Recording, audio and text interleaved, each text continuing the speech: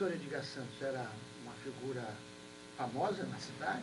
Ele era famoso, era uma figura polêmica, teve trabalhos bonitos que na época não eram muito reconhecidos, mas era também aquele ditador dentro da universidade.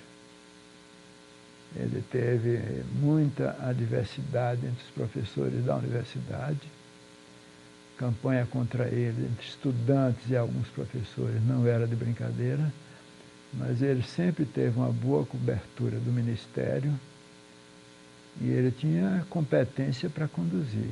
Era um bom administrador, conseguia segurar a universidade, apesar de toda essa adversidade. Mas uma coisa boa que ele fez, que não era de se esperar, foi a primeira universidade que fez no Brasil, foi criar, por exemplo, curso de música, curso de teatro, curso de belas artes, que não existia nas outras universidades. Quer dizer, umas poucas tinham isso aí. Mas o de música, eu me recordo bem que foi uma das primeiras a ter curso de música. Eu me disse, mas curso de música na universidade? Porque muita gente perguntava a visão que o pessoal tinha. E teatro, para que isso na universidade? Precisa disso? E ele teve a cabeça de ir colocando isso na universidade, importou professores, contratou professores estrangeiros para a música, contratou, por exemplo, Ernest Wiedemann, e um outro, ele era de onde, gente? O filho dele até continua aí trabalhando. Korreuter, né? Hein? Korreuter também foi. Foi, né? Época. Isso tinha muita influência na cidade, na vida de Salvador? Esses cursos? Olha, começou a ter porque quem gostava de música foi buscando. E aí coincidiu que algumas pessoas que tinham vocação para crescer, cresceram na música, tiveram oportunidade na mídia e estavam fazendo o curso na universidade. Valeu porque o cara juntou a sua vocação, a abertura que teve para entrar na televisão e foi crescendo, e a formação que ele teve na universidade que deu condições para isso. Algumas pessoas cresceram aí. Era um momento de efervescência no país. Ah, era. No final da década de 50. De 50 era realmente muita efervescência em todo sentido, tudo, do ponto de vista cultural e político. E quem mandava na política, os conservadores segurando o freio para não ter o avanço. E quem era? Quem era? Aqui na Bahia, por exemplo, como é que essa questão política estava configurada?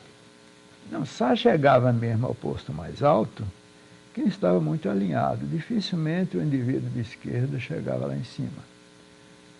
Mas nomes que apareceram muito assim foi Juracy Magalhães, que ele já tinha sido conhecido desde a época que Getúlio ocupou o poder.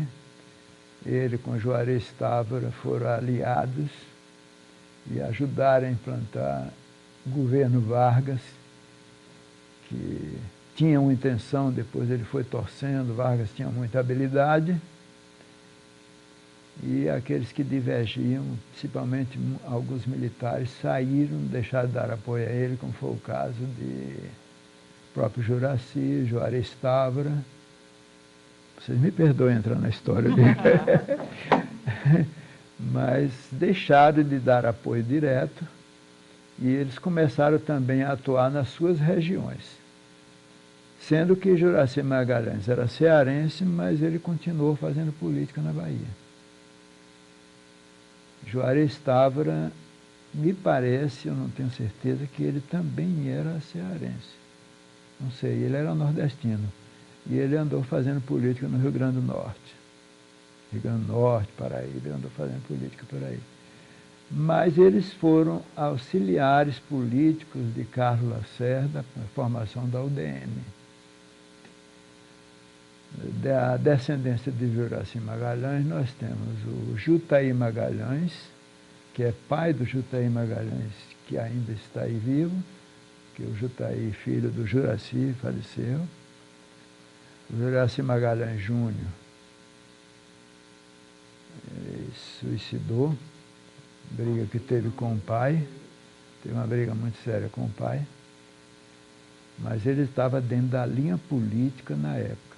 Só que o pai, dominando demais o filho, consta que uma vez ele divergiu do filho, o filho contestou, disse qualquer coisa, e ele deu um tapa no filho, e parece que isso foi de público, e o filho, a partir daí, se escondeu, e quando surgiu foi a notícia do suicídio dele em Monte Serrat.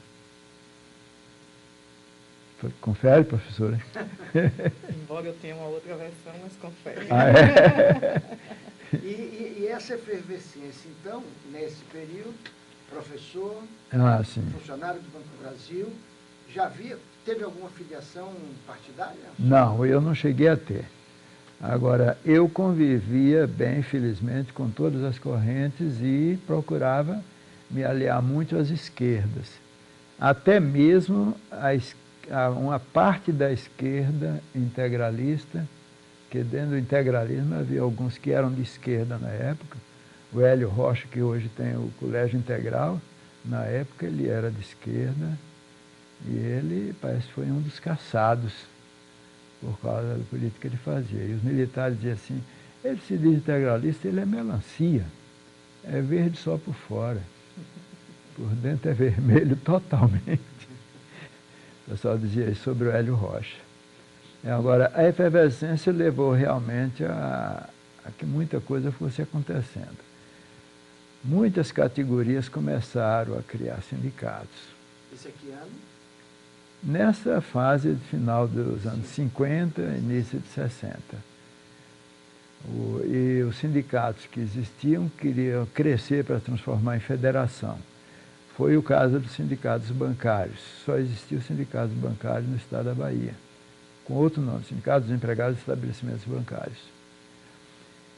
E a própria sede do sindicato aqui começou a trabalhar para criar sindicatos nas cidades principais, Alagoinhas, Feira de Santana, Itabuna, Ilhéus e por aí afora.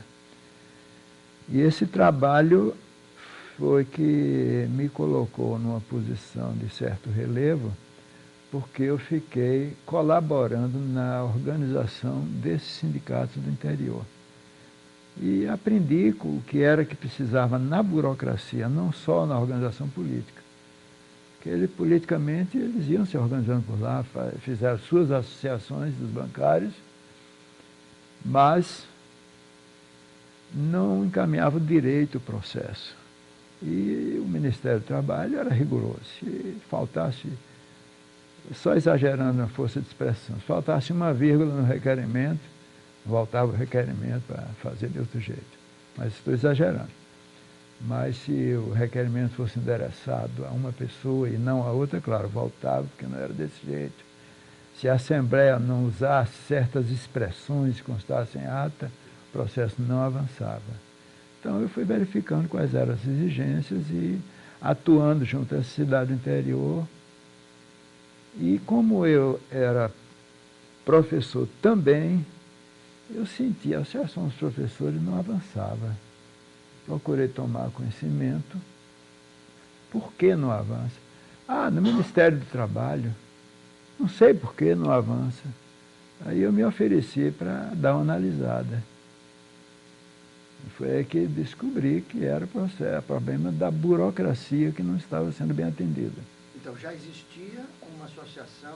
Uma associação que tinha sido convocada e criada com o trabalho de Aristocléia, de João Pereira Leite, de Pimenta e outros professores da época.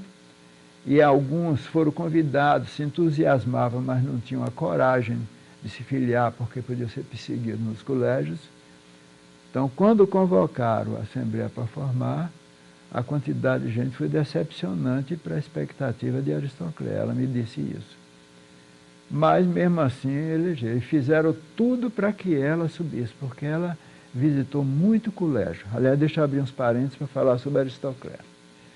A Aristocléia, quando verificava que os colégios particulares exploravam muitos professores e eles não tinham como reclamar, ela procurou o delegado do trabalho, que chamava superintendente do Ministério do Trabalho, procurou para ver o que é que podia fazer para poder dar queixa, que os professores não queriam se arriscar pessoalmente, mas que estava demais o exagero, não cumpriam quase nada das exigências trabalhistas.